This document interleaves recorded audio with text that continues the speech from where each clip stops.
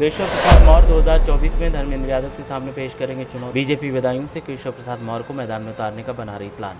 संघमित्रा मौर्य के लिए पिता स्वामी प्रसाद मौर्य ही बन रही मुसीबत। जिस पिता ने बेटी को सांसद बनाया, अब उसी के बयान टिकट कटने का बन सकते हैं कारण। केशव प्रसाद मौर्य अगर बदायूं से चुनाव लड़ने आए तो देखिए कैसा होगा सियासी और क्या होंगे सियासी समीकरण। क्या धर्मेंद्र यादव के सामने टिक पाएंगे छोटे सरकार। लोकसभा चुनाव 2024 में अब ज़्यादा वक्त नहीं बचा है और कम वक्त को देखते हुए सत्ताधारी पार्टी हो या विरोधी दल, हर तरफ से उम्मीदवारों को फाइनल किया जा रहा है और अब एक और उम्मीदवार के फाइनल होने के संकेत मिल रहे हैं।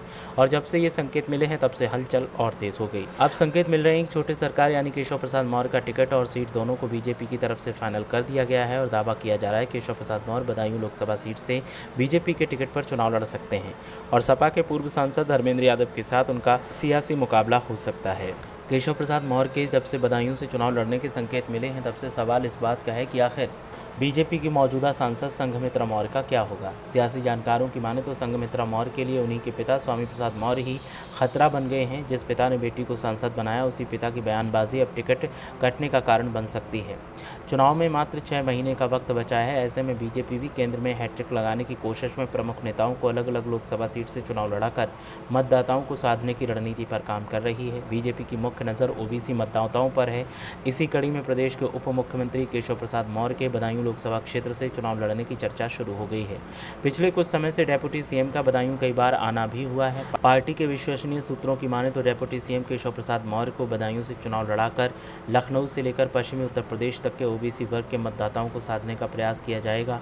वहीं मौर्य समाज के पक्ष में भी माहौल बनाया जाएगा। सपा के राष्ट्रीय महासचिव और पूर्व कैबिनेट मंत्री स्वामी प्रसाद मौर्य के हमलावर तेवरों के बीच पार्टी केशव प्रसाद मौर्य के जरिए इस वर्ग में अपनी पैठ और मजबूत करना चाहती है। दरअसल स्वामी प्रसाद मौर्य केंद्र और प्रदेश की बीजेपी सरकार के साथ ही हिंदुत्व के विरोध में बयान दे रहे हैं। उनके लखनऊ में आयोजित सम्मेलन में भी पिछड़ा वर्ग समाज के लोगों की भीड़ थी।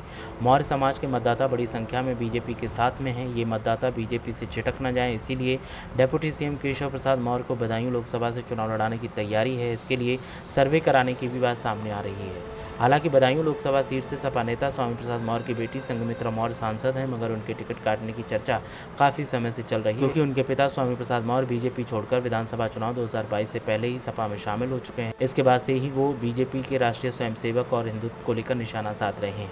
सांसद संघमित्रा मौर्य हालांकि पिछले कुछ समय से पार्टी में काफ़ी सक्रिय हैं और पार्टी कार्यक्रमों में भी मुख्य भूमिका निभा रही हैं। उन्होंने लोकसभा चुनाव 2019 में सपा सांसद धर्मेंद्र यादव को चुनाव हराया था। सांसद संघमित्रा मौर्य के सपा के टिकट पर आंवला और एटा लोकसभा सीट से भी चुनाव लड़ने की चर्चा काफ़ी समय से है, मगर सांसद की तरफ से कोई पुष्टि नहीं की गई है।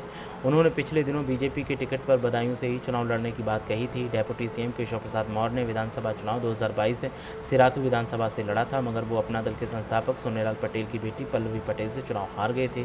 इसके बावजूद सियासी समीकरण साधते हुए उनको सीएम योगी आदित्यनाथ सरकार के दूसरे कार्यकाल में भी डेप्यूटी सीएम के रूप में जिम्मेदारी दी गई। वो पिछली सरकार में भी डेप्यूटी सीएम थे और मौजूदा वक्त में भी डेप्यूटी सीएम हैं।